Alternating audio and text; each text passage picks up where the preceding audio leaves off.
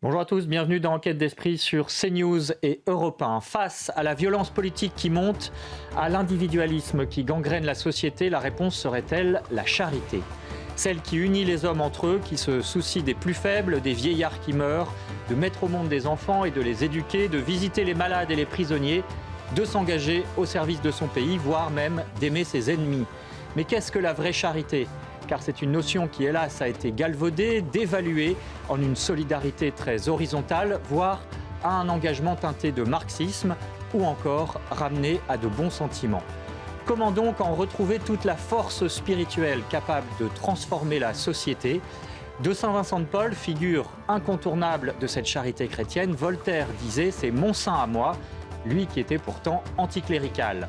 C'est dire si la charité est capable aussi de convaincre les plus éloignés de la foi. Comment alors retrouver ce feu et cet esprit en 2026, en France et ailleurs ? On en parle avec nos invités dans Enquête d'Esprit, cette émission qui est en partenariat avec l'hebdomadaire France Catholique.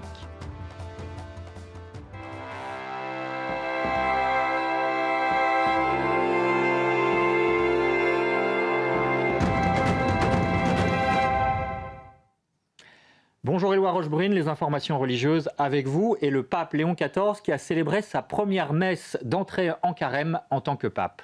Oui, bonjour Aymeric, bonjour à tous. Une messe qui a été célébrée mercredi et que vous avez pu suivre sur notre antenne en direct depuis la basilique Sainte-Sabine à Rome. Léon XIV, qui l'a célébrée, a rappelé lors de son homélie le sens du carême. Le carême, comme nous le suggère l'Évangile, en nous libérant du désir d'être vu à tout prix, nous apprend plutôt à voir ce qui naît, ce qui grandit, et nous pousse à le servir. C'est l'harmonie profonde qui s'établit dans le secret de celui qui jeûne, prie et aime avec le Dieu de la vie, notre Père et celui de tous. Il Padre nostro e di tutti. C'est vers lui que nous réorientons avec sobriété et joie tout notre être, tout notre cœur.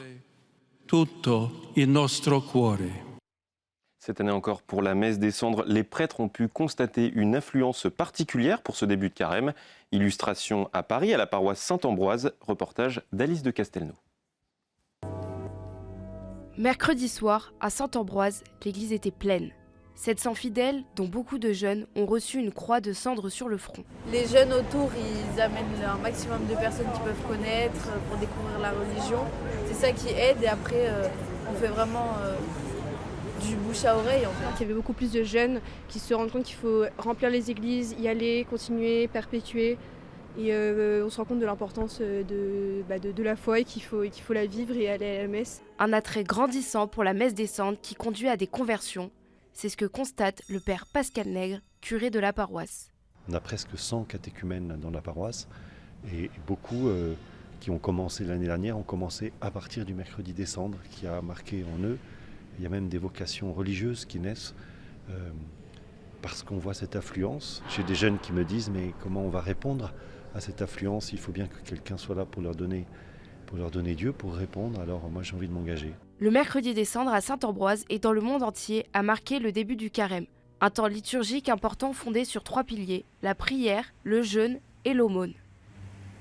Jeudi, les députés ont de nouveau approuvé la légalisation de l'euthanasie et du suicide assisté. Un vote solennel sur l'ensemble du texte aura lieu mardi prochain. En attendant, les catholiques français poursuivent leur mobilisation avec le soutien des évêques qui ont appelé vendredi à une journée de prière et de jeûne. Récit de Félix Pérola. Alors que le débat sur la fin de vie se poursuit, les catholiques se mobilisent. D'abord par la prière. À l'initiative de congrégations hospitalières, des milliers de fidèles prient une neuvaine pour le respect de la vie. Sœur Marie Foucault est religieuse et médecin. Ces 9 jours, on a voulu qu'ils soient en fait sous la protection de tous les saints qui ont justement contribué à fonder ces établissements de santé chrétiens depuis des siècles en France. En fait, la prière, elle vient juste nous rappeler qu'on est aussi des créatures, qu'on est des enfants de Dieu, en fait, et qu'on ne maîtrise pas tout. Et c'est justement ce contre-pied de cette loi pour l'euthanasie qui veut dire qu'on maîtrise tout jusqu'à sa propre mort. Prière et jeûne, à l'invitation des évêques lors du premier vendredi de carême. Objectif, demander au Seigneur d'éclairer les consciences sur la gravité des enjeux de cette loi. Claire Emmanuel est maman de 2 garçons. Donc pour moi, jeûner pour la vie, c'est dire à Dieu que j'ai une totale confiance en lui et pas juste lui dire avec ma prière, mais lui dire avec tout ce que je suis, lui dire avec mon corps. Ça peut sembler aux yeux des hommes un grain de sable face à l'enjeu considérable qu'est la vie, mais pour autant, en fait, moi, je veux croire que ça touche le cœur de Dieu. Toucher le cœur des députés aussi. La neuvaine pour la vie terminera mardi prochain, jour du vote solennel de la loi sur la fin de vie à l'Assemblée nationale. Les évêques orthodoxes de France ont eux aussi appelé mardi les députés à voter en conscience et surtout à ne pas laisser introduire en droit français l'euthanasie, un, je cite, visa pour faire mourir. Dans le reste de l'actualité, la mort du jeune catholique Quentin Derenque, tué en marge d'une conférence de la députée européenne insoumise Rima Hassan. L'église Saint-Georges dans laquelle il avait l'habitude de se rendre a réagi dans la prière et le recueillement. Reportage de Thibaut Marcheteau, Sacha Robin et Félix Perrola. À Lyon, à la paroisse Saint-Georges, l'heure est au recueillement après la mort de Quentin. Étudiant de 23 ans, il avait été baptisé récemment. Moi, je me rappelle surtout d'une chose, c'est qu'il avait converti son père au catholicisme, qu'il l'avait amené dans la religion. Et c'était très beau à voir. Il était investi dans l'accueil Saint-Martin qui, ici, s'occupe de servir des soupes populaires aux plus pauvres. Hier, un chapelet a été organisé dans l'église pour prier pour Quentin et sa famille. Le recteur, l'abbé Sprit, veut rappeler le message de l'église face à la mort. Donc, la première chose qu'il faut faire, c'est souffrir avec la famille de Quentin. Évidemment, il faut prier pour le repos de l'âme de Quentin. Il faut prier pour sa famille. Voilà, pour ses amis. Un appel à la prière et au recueillement qu'a relayé le diocèse de Lyon. Une cagnotte a même été ouverte par des jeunes catholiques pour financer des messes. Pierre en est à l'origine. On croit et on est persuadé justement que le but de la vie, c'est donc de se retrouver au ciel, au paradis auprès de Dieu. Cette cagnotte a pour rôle donc de faire célébrer des messes pour Quentin, sa famille, pour que ces dernières puissent assurer son deuil. Une mobilisation spirituelle à Paris aussi. Le 13 mars prochain, une prière musicale pour Quentin sera interprétée par 150 musiciens à l'église Saint-Sulpice. C'est la fin de votre journal, Aymeric. C'est à vous pour la suite d'Enquête d'Esprit. Merci beaucoup, Éloi Rochebrune. Dans Enquête d'Esprit aujourd'hui, nous parlons de la charité chrétienne. Qu'est-elle vraiment ? Est-elle vraiment aujourd'hui un feu qui peut convertir la société ? On en parle avec Romain de Châteauvieux. Bonjour, bienvenue. Bonjour. Vous êtes le fondateur de l'œuvre Miséricordia. Vous l'avez fondée en 2013, auteur d'un livre, notamment Miséricordia, la révolution de la tendresse, aux éditions Première Partie, qui raconte votre aventure et votre enthousiasme au service des plus pauvres, justement au Chili et en France. Vous êtes l'auteur aussi d'un parcours de carême pour cette année, vous nous en parlerez. Le père Philippe Murat est avec nous également. Bonjour mon père, merci d'être avec nous. Vous êtes religieux de Saint-Vincent-de-Paul, une congrégation fondée en 1845 en pleine révolution industrielle, vouée à l'évangélisation des milieux populaires à travers l'éducation de la jeunesse, l'assistance aux pauvres. Et votre congrégation possède une paroisse à Paris, Notre-Dame de la Salette, dont vous êtes le curé. Avec nous également Stéphane Février, bonjour, bienvenue. Bonjour. Vous êtes un ancien prisonnier, vous avez fait 25 ans de prison pour homicide involontaire lors d'un braquage et récemment vous avez participé au jubilé des pauvres. Ça a transformé votre vie et votre foi. Vous nous raconterez notamment cet épisode. Vous êtes aussi engagé dans l'association du Bon Larron qui dépend de la Société de Saint-Vincent-de-Paul. Donc voilà, tout cela nous ramène évidemment à la figure de ce grand saint. Bonjour Véronique Jacquier. Bonjour Aymeric, bonjour à tous. Merci d'être avec nous. Vous allez nous parler justement maintenant de cette figure de Saint-Vincent-de-Paul parce que effectivement quand on parle de la charité, c'est une référence historique mais qui demeure quasi inégalée et dont l'action n'a pas été que sociale. Il y a un anniversaire cette année, 400 ans, où il a commencé à réunir ses premiers missionnaires autour de lui. Racontez-nous cette action multiforme qu'il a menée dans la société française. Eh bien, Saint-Vincent-de-Paul, il a marqué son époque, le XVIIe siècle, et les pauvres ont été au centre de sa vie. Tout d'abord, sans doute parce qu'il a fréquenté les puissants, il était le conseiller de l'illustre famille de Gondi, mais il a été aussi curé de paroisse. Et à ce titre, il a vraiment touché la misère matérielle, mais aussi spirituelle des gens des campagnes. Alors, partout où il est passé, il a commencé à demander aux paroissiens de s'investir et il a mis sur pied une confrérie de charité qui est l'ancêtre de la société Saint-Vincent-de-Paul que nous connaissons aujourd'hui. Et puis, comme il fallait aussi secourir spirituellement les pauvres gens, eh bien, leur faire le catéchisme, les enseigner sur les choses de la foi, eh bien, Saint-Vincent-de-Paul a créé il y a exactement donc 400 ans, en 1626, une congrégation de prêtres missionnaires que l'on appelle aujourd'hui les prêtres lazaristes. Et à l'époque, en 30 ans, donc à l'époque de Saint-Vincent-de-Paul, il y a eu quand même plus de 1000 missions en France. La charité, en fait, ça voulait dire que la charité ne pouvait pas se déployer sans une armature spirituelle solide. Et pour que les prêtres soient à la hauteur de cette réévangélisation des campagnes et de cet esprit de charité, eh bien Saint-Vincent-de-Paul a créé les séminaires. C'était révolutionnaire à l'époque. Et c'est une initiative qui a été soutenue par Richelieu, qui va renouveler la conscience en fait religieuse de la France. Et puis n'oublions pas que Saint-Vincent-de-Paul est aussi à l'origine de la fondation en 1633 de la Congrégation des filles de la charité. Alors ça, c'est plus connu. À l'époque, on ne conçoit la vie religieuse que cloîtrée. Eh bien, Saint-Vincent-de-Paul va dire « je veux des femmes qui n'ont pas la vocation au mariage, qui ne sont pas forcément riches, d'ailleurs ça pouvait être des femmes très pauvres, qui vont se mettre au service des malades, des déshérités. Et c'est ainsi qu'on va voir ces femmes, ces religieuses, bousculer les habitudes dans les écoles et les hôpitaux pour vraiment s'occuper de tous les indigents, quels qu'ils soient. Et puis on représente Saint-Vincent-de-Paul souvent avec des enfants dans les bras. C'est parce qu'il est le fondateur en 1638 de l'œuvre des enfants trouvés pour les enfants qui étaient abandonnés à la naissance. Il a également créé un hôpital pour les personnes âgées, l'ancêtre de l'hôpital de la Salpêtrière à Paris. Bref, il était vraiment sur tous les fronts, Saint-Vincent-de-Paul. Alors il faut savoir que de son vivant, c'était une star, c'était une gloire. On l'appelait Monsieur Vincent. Lui, évidemment, restait extrêmement humble. Ce qui le nourrissait, il ne faut pas l'oublier, c'est sa vie de prière. Et puis je viens donc de vous donner des éléments pour comprendre que l'exercice de la charité n'est rien si on n'a pas le souci des âmes. Eh bien, Louis XIII va prendre Vincent de Paul pour confident. Et il mourra, le roi mourra dans les bras de Saint-Vincent-de-Paul après s'être confessé le 14 mai 1643. Ensuite, Vincent de Paul va entrer au premier conseil de conscience de la régente Anne d'Autriche. C'est pas rien, ça s'appelait un conseil de conscience. Vous voyez où on en est à notre époque par rapport à tout ça.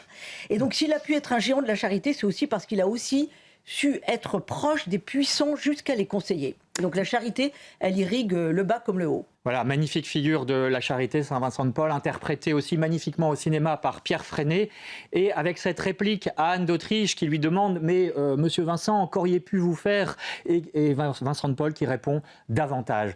Romain de Châteauvieux, vous n'êtes pas relié directement à Saint-Vincent-de-Paul, mais néanmoins, comment est-ce que cet homme complet, ce géant de la charité, avec cet enthousiasme, cette énergie, peut inspirer votre action, ou en tout cas s'en rapprocher ? Ouais, Saint-Vincent-de-Paul, pour moi, c'est une figure très inspirante, évidemment. Je dirais pour deux choses.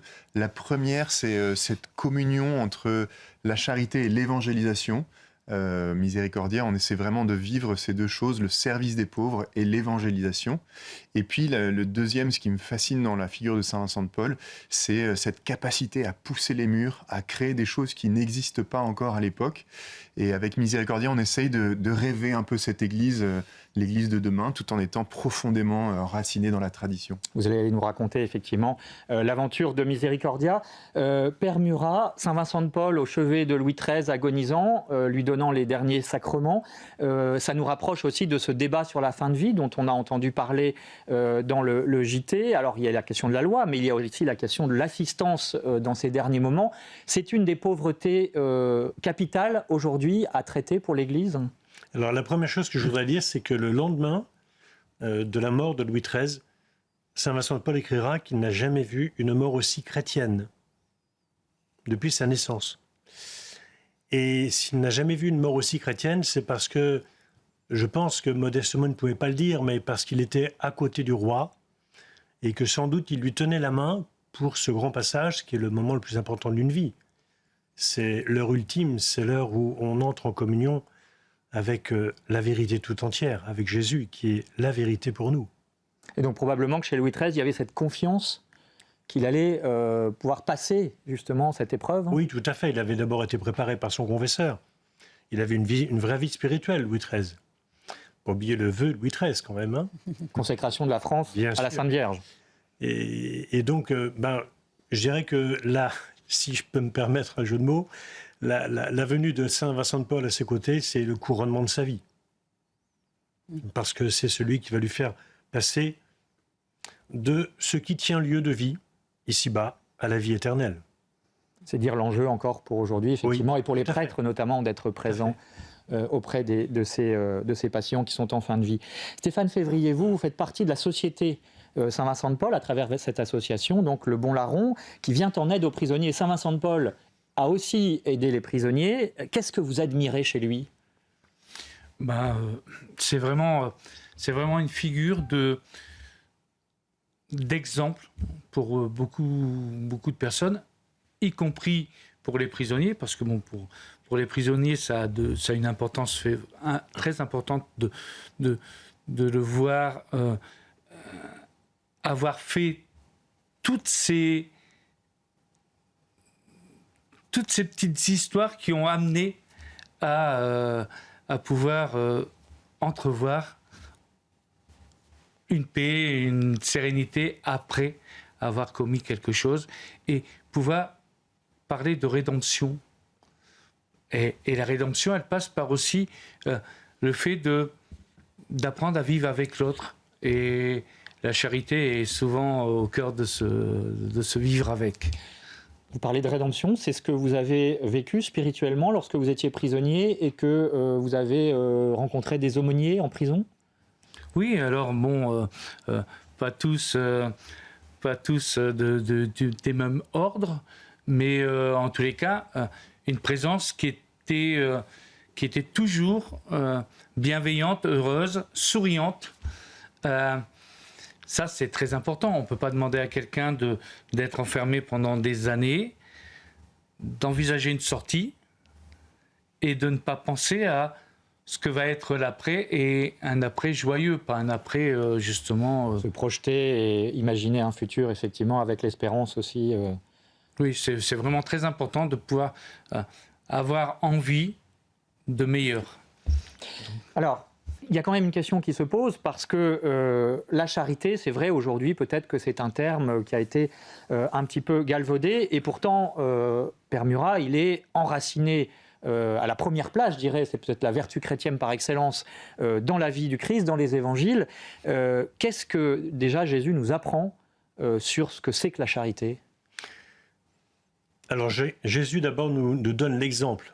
Il est la charité incarnée. Et l'exemple qu'il nous donne, c'est cette proximité avec le plus pauvre. Et moi, ce qui me frappe particulièrement dans l'Évangile, c'est cette relation personnelle, unique, avec un pauvre, qu'il soit malade et qu'il va guérir, ou qu'il soit blessé par le péché et qu'il va sauver. Les exemples sont multiples dans l'Évangile. Cette femme atteinte d'un flux de sang depuis 18 ans, qui passe derrière et qui touche Jésus, la frange de son manteau. Jésus s'arrête. Tout le monde l'écrase, mais il veut rentrer en contact avec quelqu'un. Ou ce sourd muet auquel il va poser ses doigts dans les oreilles, toucher sa langue avec sa salive. Le contact physique avec le pauvre, ça c'est tout au long de l'Évangile, jusque sur la croix, avec le Bon Larron, à qui saint Augustin fera dire, parce que saint Augustin interrogera le Bon Larron dans une homélie célèbre, lui disant « Mais qu'est-ce qui fait que ce jour-là tu l'as reconnu ?» Et de dire finalement « Dans son regard, j'ai tout compris ». Alors il y a cette phrase tirée de l'Évangile, ce que vous avez fait au plus petit d'entre les miens, c'est à moi que vous l'avez fait », c'est l'Évangile selon saint Matthieu. Romain de Châteauvieux, comment est-ce que vous entendez cette phrase, et effectivement, est-ce que c'est une des représentations ou motivations de la charité ? Oui, nous on reçoit ce verset, on dit que c'est le testament spirituel aussi de Mère Teresa, de cette certitude que Jésus vit dans les pauvres, et moi je le reçois comme une promesse de Jésus qui dit jusqu'à la fin des temps, vous me trouverez, je serai réellement présent dans les pauvres, et nous on le vit, j'imagine aussi à la manière de Saint Vincent de Paul, mais comme le service social, la charité, c'est pas juste quelque chose qui va m'épuiser, qui va me consumer, mais c'est quelque chose qui va au contraire m'alimenter. En fait, c'est le lieu où je vais rencontrer de manière particulière, distincte du sacrement de l'Eucharistie, de la confession, mais les pères du désert parlaient du sacrement du frère. Et dans les pauvres, dans cette promesse de Matthieu 25, 40, il y a une possibilité de rencontrer le Christ. Et pourtant, il y a quand même un paradoxe dans l'Évangile, c'est que Jésus n'a pas guéri, n'a pas soigné tous les pauvres. Donc voilà, il a dit aussi, la pauvreté des pauvres, vous en aurez toujours. Comment comprendre cette phrase, Père Murat? Alors, il n'a pas soigné tous les pauvres, mais il a sauvé tous les hommes. En fait, c'est vrai. Il a voulu simplement montrer, en soignant et en guérissant les malades, sa proximité avec la condition humaine blessée par le péché et avec les conséquences que ça a, la lèpre en particulier, le lépreux qui vient vers lui. Et ce qui est intéressant, c'est que le paralytique, par exemple, qui vient chercher la guérison, la première parole de Jésus, c'est de lui dire « tes péchés sont pardonnés ». Donc en fait, il n'est pas venu guérir tous les paralytiques, mais il est venu sauver tous les hommes. Et c'est ce que justement, encore une fois, il signifiera sur la croix en s'adressant à Dismas, le bon larron. Le péché, c'est la première des pauvretés, finalement. C'est la première des pauvretés. Stéphane Février, juste avant la pub, il y a cette phrase, cet appel dans l'Évangile à aimer les ennemis et à pardonner, y compris aux bourreaux. On a parlé de la figure du bon larron. Comment ça vous touche particulièrement, cette charité qui va jusque-là? Alors, c'est parfois très difficile à pouvoir toucher cette réalité. Mais le pardon, le fait de le demander, c'est quelque chose de très, très intense. Il faut être prêt. Je fais aussi du bénévolat dans une association qui fait un peu de justice à visée restaurative. Et effectivement, il ne suffit pas de dire « je vais demander pardon ». Il faut être prêt à le faire. Il faut que toutes les parties soient prêtes, autant le demandeur que celui qui va recevoir cette demande de pardon. Et c'est quelque chose d'intense. Dès qu'on se met en marche pour faire cette demande de pardon, on change sa vie. Alors, on va poursuivre cette discussion autour de la charité dans un instant, juste après la pub. On parlera notamment de l'expérience étonnante de Miséricordia au Chili et bientôt en France. On parlera aussi des chrétiens sociaux au XIXe siècle lors de la fondation des religieux de Saint-Vincent de Paul, mais aujourd'hui aussi, parce que effectivement les pauvretés sont toujours aussi présentes. Et puis Stéphane, vous nous raconterez aussi plus en détail votre expérience étonnante spirituelle que vous avez fait lors du Jubilé des pauvres. C'était à l'automne dernier. Vous restez avec nous, donc on se retrouve dans un instant.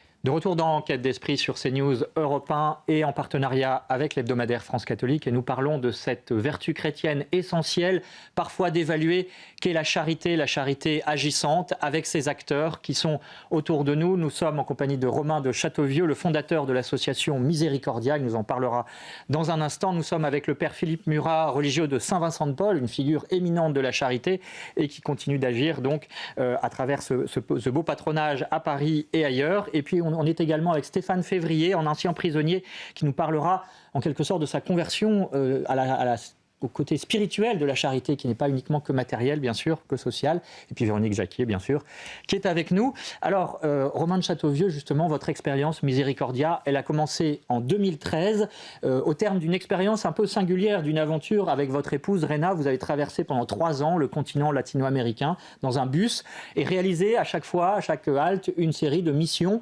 sociales et pastorales. À chaque fois, moi, ce qui m'a marqué, c'est que vous construisez une chapelle. Voilà, donc ça, on a l'impression de retrouver les missionnaires de l'ancien temps, et avant de vous établir au Chili, donc dans un quartier pauvre, emblématique de Santiago, et de fonder l'association Miséricordia, qui s'apprête aussi à s'implanter plus largement en France. Quelle est votre intuition fondatrice pour cette œuvre ? L'intuition, ce qu'on a reçu, c'est le désir d'être le cœur du Christ qui bat de jour comme de nuit pour les plus pauvres. Et du coup, ce cœur du Christ qui veut aimer les plus pauvres, on s'installe dans les périphéries des capitales des grandes villes du monde. Et notre désir, c'est ça, c'est de pouvoir servir les plus pauvres, de pouvoir, à travers ce service, c'est vraiment penser les blessures des pauvres et les blessures du Christ à travers eux. Et puis l'autre, c'est un peu à la manière de Saint-Vincent de Paul, essayer de trouver tous les chemins du cœur pour pouvoir annoncer l'Évangile. Parce que notre intuition, c'est que le sommet de la charité, c'est vraiment de permettre aux hommes de rencontrer l'amour de Dieu. Le pape Benoît XVI disait que le sommet de la charité chrétienne, c'était l'évangélisation.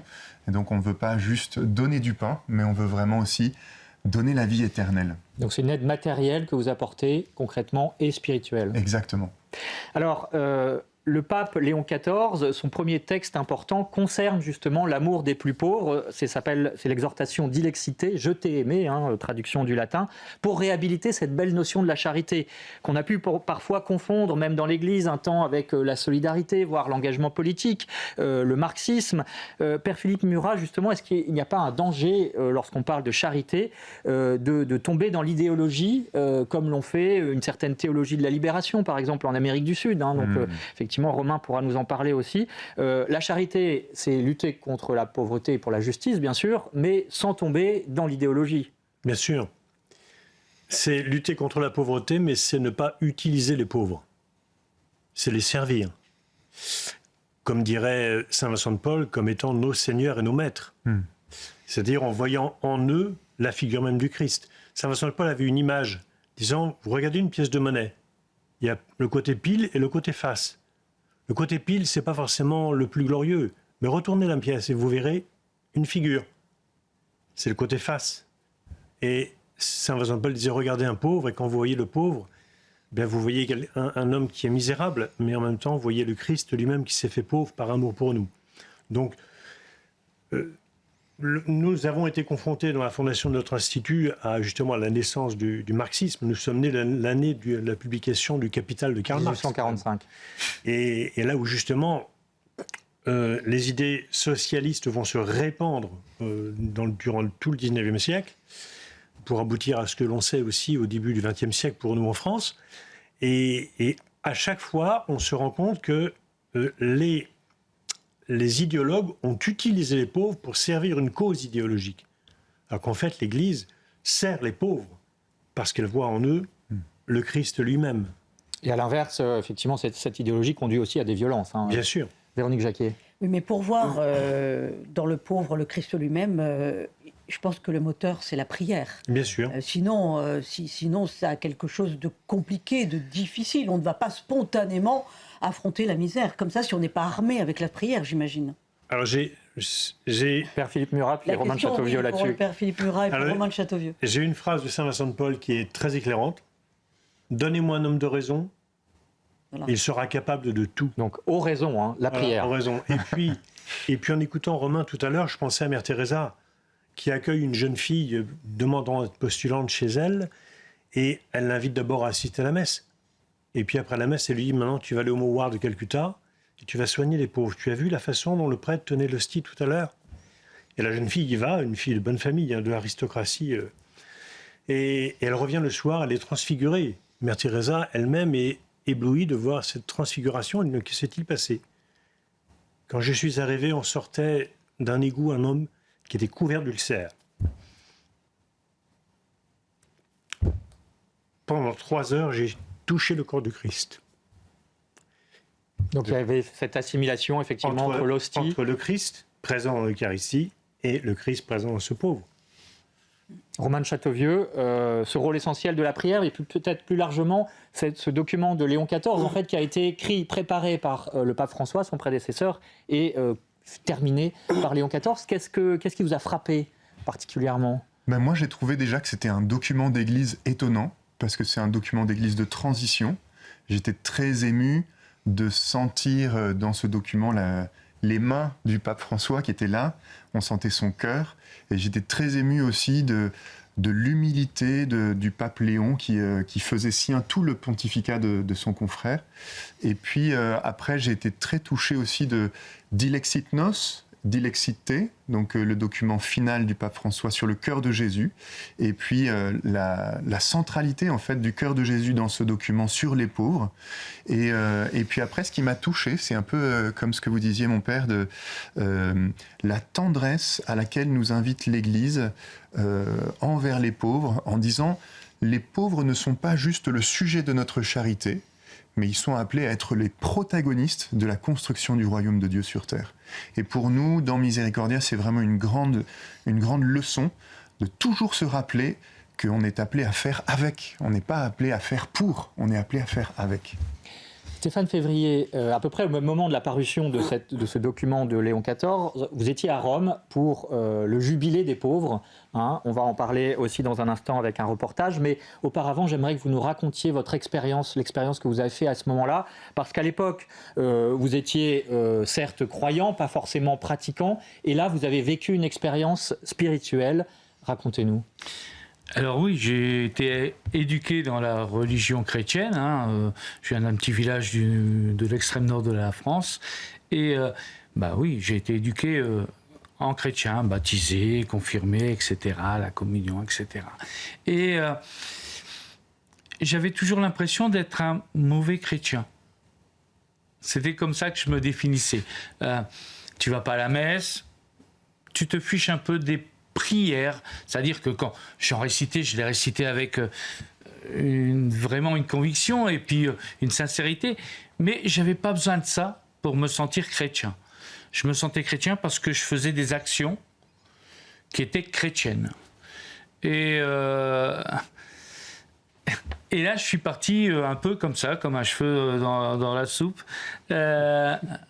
pour aller faire la démarche jubilaire. Je me suis fait attraper. Je me suis fait saisir. Alors, par quoi ? Par une impression que il fallait que je continue ma conversion. Alors je me suis renseigné un peu là-dessus en me disant pourquoi te convertir ? Toi, tu as toujours été chrétien. Mais non, c'est pas aussi simple. Ça va crescendo. Et là, c'est en ce moment quelque chose qui me perturbe énormément, qui me fait du bien, qui me perturbe dans le bon sens, mais qui est venu me chercher et dont j'arrive pas à me dessaisir, voire même, j'en ai pas envie. Est-ce qu'on peut dire que vous avez découvert la dimension spirituelle de la charité ? Puisqu'effectivement, vous disiez, vous étiez dans l'action auprès des anciens prisonniers, effectivement. Et là, vous avez découvert une autre dimension ? Oui, complètement. Quand on fait la démarche jubilaire et quand on la fait sincèrement, puisque il s'agissait pas pour moi d'aller passer un week-end à Rome, quoi. C'était pas ça du tout. Vous êtes confessé notamment ? Pour se confesser, oui. Alors, me confesser du crime commis, c'était déjà fait il y a longtemps.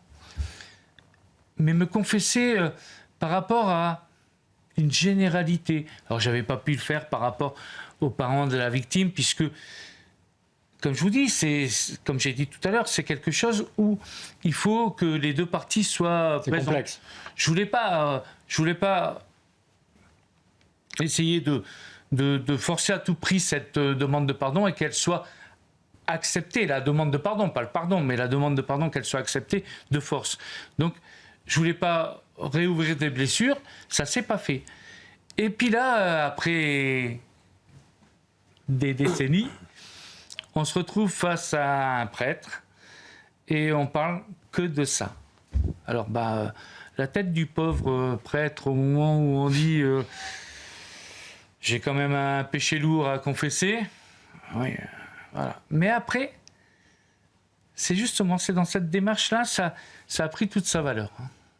Alors on va se rendre, merci pour votre témoignage, on va se rendre à Rome justement parce que ce jubilé des pauvres, c'est une innovation du pape François, donc effectivement un peu son héritage, son testament qu'il avait institué en 2016, cette journée mondiale des pauvres, grâce à une inspiration qui est française et qui s'appelle Fratello. Éloi Rochebrune les a rencontrés. À Paris, on se remémore les bons souvenirs. Tout a commencé en 2014. Le pape François reçoit en audience au Vatican 200 personnes en précarité. Alix Montagne accompagnait ce groupe. Et à l'issue de ces 3 jours, c'était une joie, je l'ai déjà dit sans doute, mais incommensurable. Donc on s'est dit, on reprend. Le jubilé de la miséricorde s'annonce. Et avec Étienne et quelques autres, on dit, là, il faut créer quelque chose. On crée l'association Fratello en février 2016. Avec un objectif, emmener les pauvres du monde entier en pèlerinage. En 2016, c'est la première édition à Rome. 3500 pèlerins, 23 pays représentés. Et 8 jours après, dans la lettre qui concluait le jubilé de la miséricorde, était inscrite cette journée et le pape invitait toute l'Église à célébrer le 33e dimanche du temps ordinaire, c'est-à-dire juste avant la fête du Christ roi, le Christ pauvre avec tous les pauvres qui voudraient être ce jour-là les premiers acteurs de l'Église. Des pauvres comme Patrick, qui a fait partie du voyage en 2016. Nous avons, dans une grande salle, vu arriver le pape François, qui est quelqu'un de très disponible, et certaines personnes lui ont apposé les mains sur lui. On était très proches. Le pape François, lors de son premier Angélus, il a insisté sur la miséricorde et sur les béatitudes.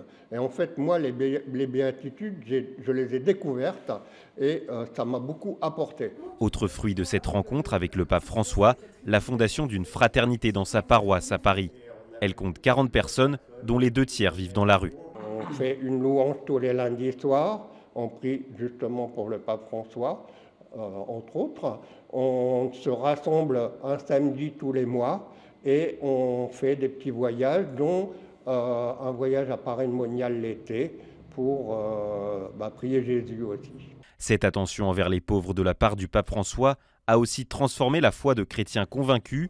Joseph travaille pour Fratello depuis 3 ans. Le pape François, il a amené dans ma foi l'ouverture aux autres. Et justement, avec les plus pauvres, quelque chose de très gratuit aussi, quelque chose qui est pas toujours... C'est des relations qui ne sont pas toujours évidentes, mais c'est des relations en fait, où je reconnais le visage de Dieu, en fait, parce que Dieu s'est fait pauvre, Dieu s'est fait simple, Dieu est vrai.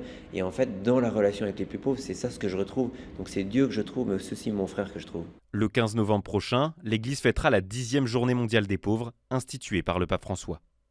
Alors, Père Philippe Murat, est-ce qu'aujourd'hui, on a encore plus besoin de cette charité et aussi de sa dimension politique, hein? C'est Paul VI, le pape Paul VI, qui disait c'est la plus haute forme de charité, c'est la politique, c'est l'engagement politique. Face à cette violence qu'on constate dans la société aujourd'hui qui monte, à l'individualisme, est-ce qu'on a besoin de retrouver justement cette inspiration des catholiques sociaux, hein, comme on les a appelés du 19e siècle, dont a fait partie votre fondateur? Oui, tout à fait. Et j'ai le témoignage d'un de nos premiers frères, qui s'appelle le frère Maurice Maignan, qui a été très très proche des catholiques sociaux, en particulier d'Albert Demain. Et je pense que c'est en 1848, au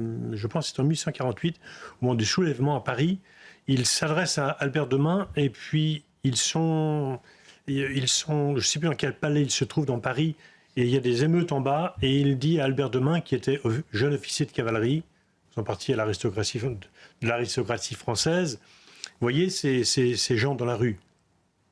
Ils ne vous en veulent pas, mais ils ne vous connaissent pas. Allez vers eux et défendez-les. Et Albert Demain écrira un petit livre qui s'intitulera « Ma vocation sociale ». Et il dira d'ailleurs que sa vocation date de cette heure-là. C'est pour ça qu'il va quitter l'armée et puis se présenter à la députation, devenir député à l'Assemblée nationale et puis être à l'origine d'un certain nombre de lois sociales pour défendre... Ils ont quasiment tout inventé, on peut le dire, en tout cas en termes d'assurance sociale à la fin du 19e siècle. Voilà, alors qu'ils étaient plutôt monarchistes, ils ont joué le jeu de la République pour notamment... Albert Demain, la Tour du Pin, oui, tout à fait.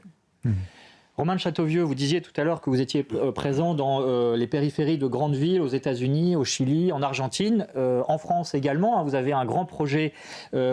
Vous annoncez une promesse sur votre site internet. Vous dites cette charité, elle est capable de transformer la société. Au bout de 13 ans d'enracinement au Chili, notamment, est-ce que vous avez l'impression que la société, justement, a changé ? En tout cas, je pense que la société, elle change dans notre cercle direct. Et c'est ce dont on est témoin, nous, dans les quartiers dans lesquels on est. Et la charité, on en est les témoins, elle a cette grâce de cercle virtueux. Et ce qui est très beau dans la miséricorde, c'est que quand on fait l'expérience de la miséricorde, ça nous rend automatiquement témoin de la miséricorde. C'est ce que vous vivez vous aussi dans les prisons aujourd'hui. Qu'est-ce que ça veut dire faire l'expérience de la miséricorde pour nos téléspectateurs? Oui, c'est quand en fait on se sent aimé, on se sent pardonné, on se sent regardé avec un regard d'amour, de tendresse. Alors ça peut nous amener à quelque chose, une rencontre très profonde avec Dieu, avec le Christ. Et ça, c'est ce qu'on voit dans l'Évangile. Tous ceux qui sont touchés, qui sont regardés par le Christ, après sont propulsés vers la mission. Et nous, dans notre expérience avec Miséricorde, Miséricordia, on voit que les pauvres qu'on sert, avec qui on marche, et on voit qu'ils ont cette grâce après de devenir eux-mêmes témoins. Et donc on a des tonnes d'histoires de jeunes, d'enfants, de personnes âgées qui deviennent à leur tour missionnaires dans leur quartier. C'est là où je suis le témoin que la charité, elle transforme la société. Et puis vous avez aussi des bénévoles, des jeunes notamment, qui viennent s'engager. C'est beau aussi de voir ce don de soi, cette générosité, parce qu'effectivement, aujourd'hui, c'est un peu ce qui manque dans la société qu'on dit individualiste, égoïste. Comment se fait-il que ces jeunes sortent de ce confort matériel ? Ouais, on est assez étonné de voir ces jeunes qui viennent taper à la porte de plus en plus de Miséricordia, et avec ce désir de pouvoir se donner, de partir en mission. Et en fait, je pense parce que ça répond à notre vocation la plus profonde, qui est de nous donner. On a été créés pour l'amour, par amour. Et ça rend heureux ? Et ça rend profondément heureux. C'est tellement beau d'entendre ces missionnaires qui, au bout de 6 mois, 1 an, disent « ça a été la période la plus belle de ma vie ». Donc vraiment, la mission, j'encourage tous les jeunes qui regardent l'émission à se lever. Il y a des jeunes, des familles, des couples qui partent en mission et ça change la vie. Stéphane Février, la charité, ça ne va pas justement sans un certain sacrifice, puisqu'il faut sortir de soi-même, de son confort. Et c'est vrai qu'on est environné aujourd'hui par le matérialisme. Comment vous vivez ça, vous ? Alors la zone de confort, oui, on l'oublie, parce qu'autrement, on n'y arrive pas.